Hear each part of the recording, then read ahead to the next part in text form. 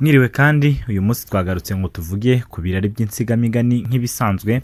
Twibukiranye rero yuko insigamigani ari zimwe mu ngeri z'ubuvanganzo nyarwanda, zikaba zaragaragariraga cyane mu mivugire, mu migendere, mu myumvire, mu mikorere no mu mibereho y'ubuzima bwabo bwa buri munsi. Abanyarwanda rero kera babagaho mu buzima twavuga ko butandukanye n'ubwo tubamo uyu munsi, ariko muri uko kubaho mu mivugire yabo, mu migendere, mu mibereho bikaza kuvamo nyine ikiswe insigamigani.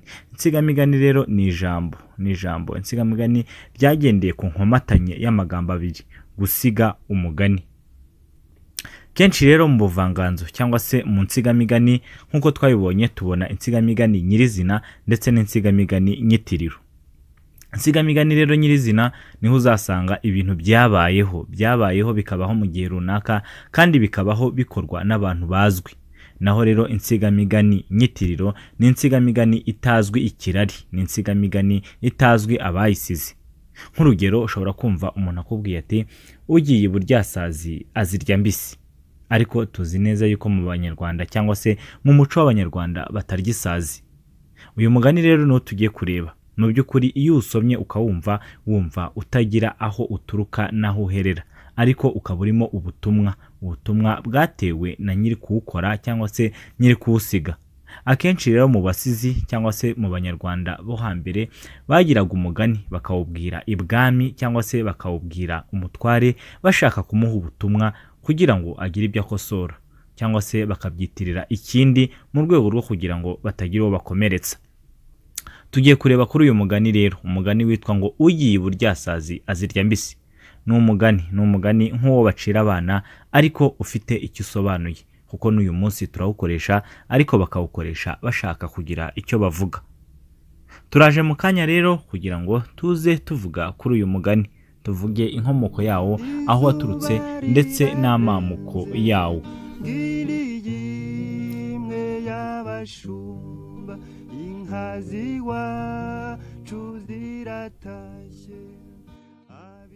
Ugiye BURYASAZI azirya mbisi. Hari n'abagira bati ugiye BURYASAZI azimira bunguri.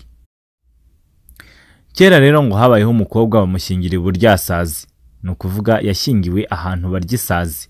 Nyirabukwe ngo yagize ngo aramuhereza isazi yatetse, nyiramama wanjye aranga ati iwacu ntiturya isazi. Bukeye nyirabukwe yenda akabya ashyira ku ziko. Akabya rero ngo kari karimo isazi, arapfundikira atereka ku ziko, ahamagara umukazana we aramubwira ati mwana wanjye, ngutwo tuboga twasobukwe, uramenye ntidushirire, ucanire neza nguwo n'umunyu uze gushyiramo, twe tugiye guhinga kure. Nuko nyirabukwe yegura isuka akurikira abahinzi mu murima.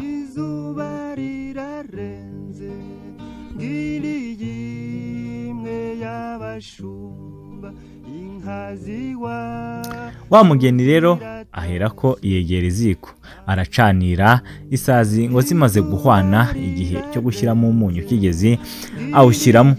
Ageze aho yenda agati akozamo, arigata ngo yumve uko bimeze. Akojeje ku rurimi yumva biraryoshye, atereka akabya hasi, akomeza gukozamo agati, ariko ari nawe arigata. Akabya rero kamaze guhora, araterura arumika ku munwa, nuko ngo yumiraho. Umunwa n'akabya birarumana.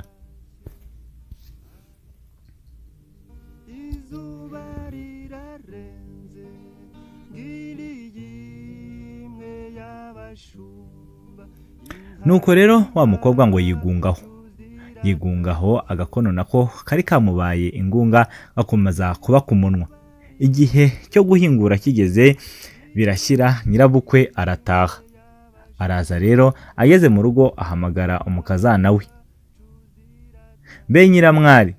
Undi ngo yitabira mu gakono agira ati ngwino nture. Nyirabukwe rero wageze aho yinjira mu nzu, asanga agakono kumiye ku mukazana we, nyine kari kumiye ku munwa. Aratangara ati byakugendekeye bite? Undi ngo abura icyo avuga. Nyirabukwe akamukuraho, aragenda azana izindi sazi arateka, ashyiramo n'umunyu ndetse ngo n'ibirunge. Igihe kigeze cyo gukaraba, ntiyirirwa abaza umukazana ngo amuhereze amazi arakaraba. Yamuhaye amazi rero kuko yari azi ko n'ubundi yavuye kwizima ahubwo asigaye arya isazi. Yari atakiri wa wundi babwiraga ati sindya isazi iwacu ntabwo tuzirya. Nuko rero birakorerana ngo ngaho aho umugani wakomotse uvuga uti ugiye buryasazi azirya mbisi. Mu by'ukuri rero iyo wumvise uyu mugani wumva ari ibintu byabayeho nk'ibitekerezo cyangwa se ibihimbano, ariko biganisha ku mugani cyangwa se biganisha ku butumwa bwari bushaka gutangwa. Iki gihe iyo wumvise uyu mugani ukawusesengura nk'umuntu, wumva neza yuko uyu mukobwa yari uw'i Rwanda ariko agashaka mu yandi moko cyangwa se agashaka ahantu batari bahuje umuco. Ni ibisanzwe rero, ni ibisanzwe mu buzima bwacu bwa buri munsi ko umuntu agera ahantu agafata imico yaho akayakira akayibamo akaba umwe muri yo.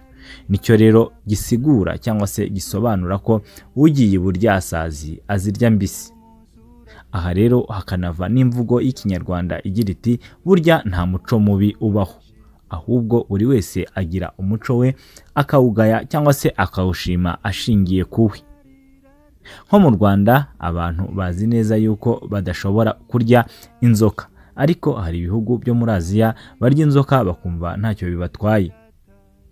Umugani rero kuba wavuga ati umuntu ugiye buryasazi cyangwa se urya buryasazi azimira mbisi cyangwa se azirya bunguri, ntabwo wabishingiraho uvuga ngo ni umugani wabayeho uzwi ikirari, uzwi umwaka wabereyeho, ahubwo akenshi abanyarwanda mu buhanga bwabo babishingira ku bitekerezo byabo, bakabigenekereza bakabibwira umuntu, hanyuma nabo bakaza kugira icyo bakuramo bashingiye ku butumwa bababwiye. Uyu mugani rero twawusabwe na bamwe mu badukurikiye. Nawe niba wifuza kumenya umugani runaka ukamenya imvano cyangwa se inkomoko yawo, utwandikira aho hasi muri comment, utumenyeshe, utubwire umugani wifuza, hanyuma tuzawugushakire. Tubibutse yuko iyi migani dusoma tuyikura mu gitabo cyiswe Ibirari by'Insigamigani. Ni igitabo cya Minisiteri y'Uburezi, igitabo cyanditswe ahasaga mu mwaka w'1980. Turagushishikariza rero gukanda kuri subscribe kugira ngo ujye wiyandikishe cyangwa se ubisangize abantu, hanyuma ejo nejo bundi nidushyiraho umugani runaka cyangwa se icyo wifuza uzakimenye mu ba mbere. Naha rero ducumbikiye umugani wacu w'uyu munsi. Ibirari by'Insigamigani byo nakagaruka. Mugira amahoro y'Imana y'u Rwanda kandi turabakunda cyane. Bari nyakura abimuhira bari hanagura icyuya mu gahanga, dore umunsi uragiye icyuya mu gahanga, umunsi urashize.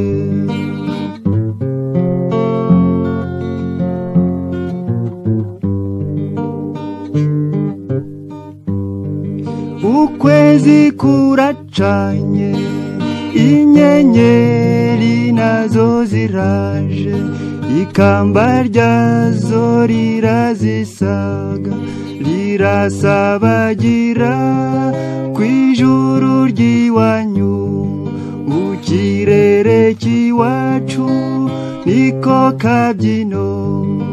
Ngaho se jya mu nzu dore imbeho ni yose, genda ufata agapira ukinge mu gatuza.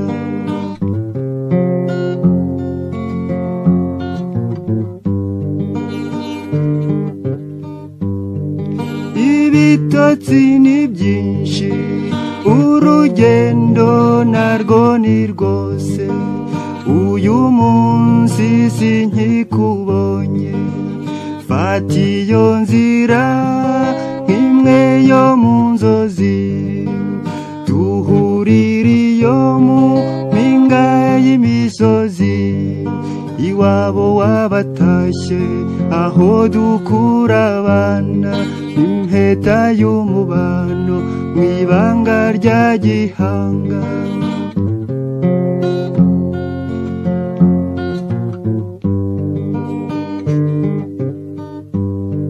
Nkundira ngukunde zabone icyo nkubwira kizagu